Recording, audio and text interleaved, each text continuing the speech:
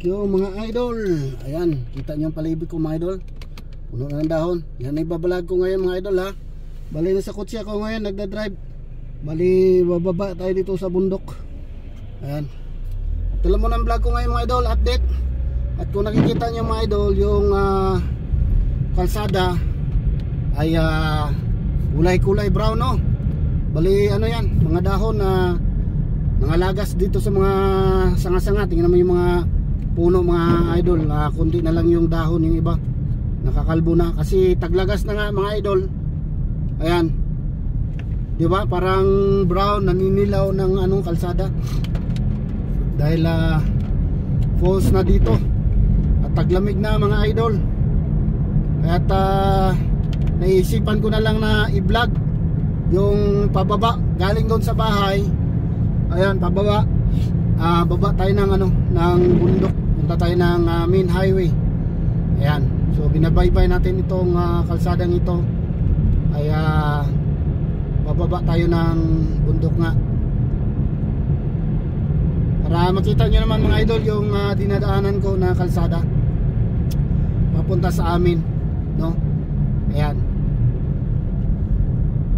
naninilaw na ang mga kapaligiran mga idol.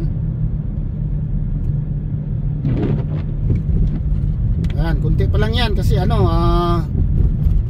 may mga naiiwan pang mga dahon yung ibang puno. Kaya pagka lumakas yung hangin o ulan, laglagan yung mga yan dito. Wala masyado dito kasi dito townhouses.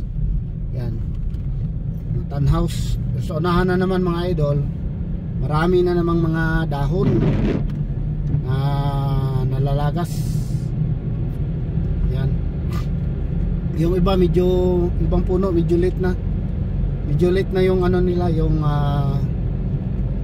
pagkadilaw-dilaw niya ng mga puno. Yan, yan dito pababa kita nyo mga idol, naninilaw ang gilid ng kalsada. Ganda tingnan Ayan, ganda din pala ng view pagka makuha sa camera. Mga dahon dito, wala masyado kasing puno sa mga gilid, kaya medyo malinis-linis yung kalsada. Ayan, doon na naman tayo sa unahan, makakita ng mga dilaw-dilaw na dahon sa kalsada.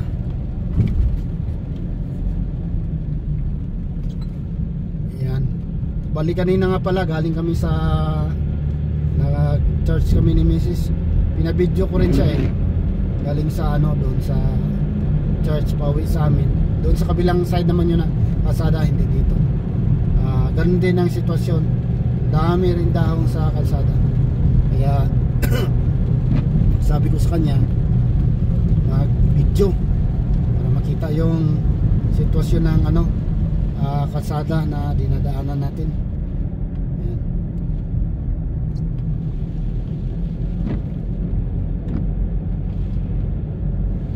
Ganda pala siya tingnan mga idol, no mga idol? Mas na-appreciate ko siya mga idol sa sa video. Ayan, yung sa video siya. Ayan, pagka sa personal parang lang, parang ordinaryo lang na mga nagumpukang mga dahon sa gilid. Pero pag dito sa chinik ko sa camera, video, ganda yung kuha niya. Ayan. So ayan mga idol, nandito na tayo sa cruising, pa-cruising na tayo ng highway. Ayan, nandito na tayo sa tinatawag nilang Lohid. Ayan, ito na yung cruising Lohid. Ayan, main road, papunta na ka-trabaho mga idol. Ayan, tignan yung kalsada mga idol, sobrang lawak.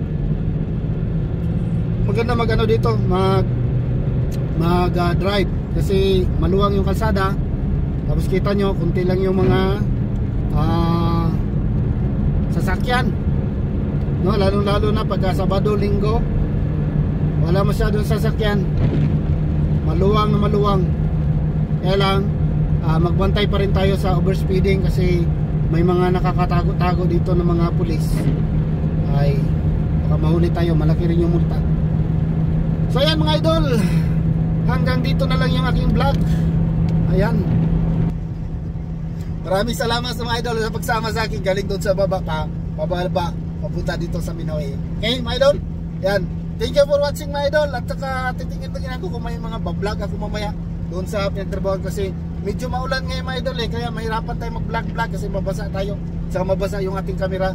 Ayan, so yan, God bless you lahat. Ayan, at keep safe. Thank you for watching mga idol. Bye bye mga idol, bye bye.